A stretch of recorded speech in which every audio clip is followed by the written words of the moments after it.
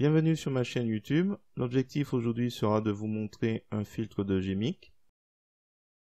Donc là vous avez quelques réalisations. Donc voilà la première, voilà une autre. Et celle-ci je l'ai utilisée dans une compo dans le groupe Facebook Entraide GIMP et LibreOffice. Donc voilà un résultat de celle-ci. Donc voilà, si vous trouvez le résultat, donc je suis parti de cette photo. Si vous trouvez le résultat intéressant, je vous remercie de me mettre un pouce vers le haut et de me laisser un commentaire.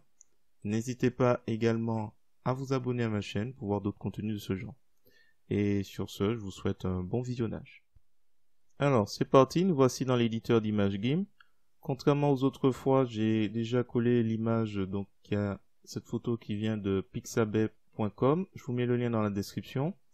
Comme d'habitude, vous cliquez sur télécharger gratuitement, 1280 par 908, vous cliquez sur ouvrir, un nouvel onglet apparaît, et après sur la photo, vous faites un clic droit de la souris, copier l'image, et ensuite vous revenez dans l'éditeur d'image GIMP pour faire édition, coller comme, nouvelle image. Donc là, le mien est déjà là.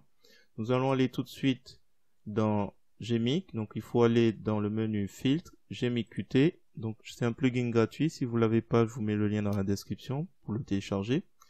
Et donc là nous arrivons directement sur ce filtre.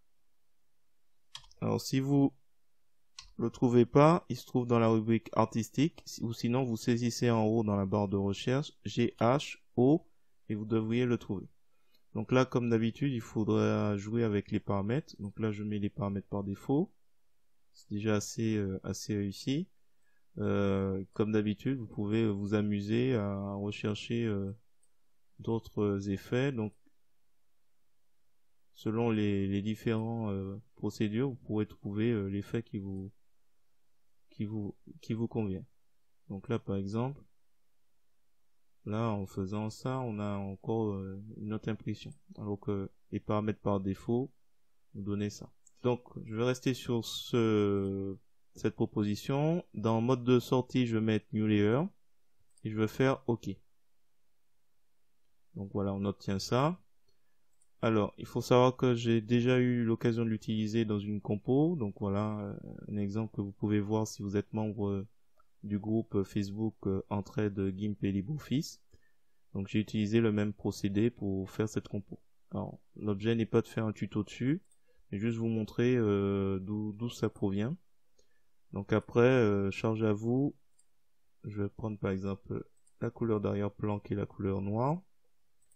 OK. Et ensuite, je vais dans couleur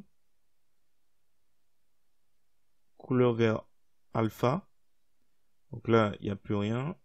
Par contre, si je rapproche de la couleur grise, on peut s'amuser en descendant, à essayer de retirer la couleur noire, à la rendre transparente. Donc valider.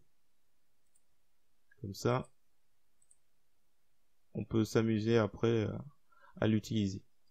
Donc c'est ce que j'ai fait, j'ai retiré la couleur noire pour obtenir cet effet. Voilà, je vais pas trop m'attarder dessus, c'est à tester.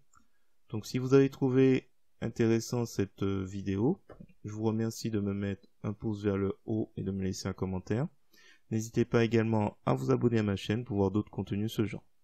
Et sur ce, je vous dis à bientôt.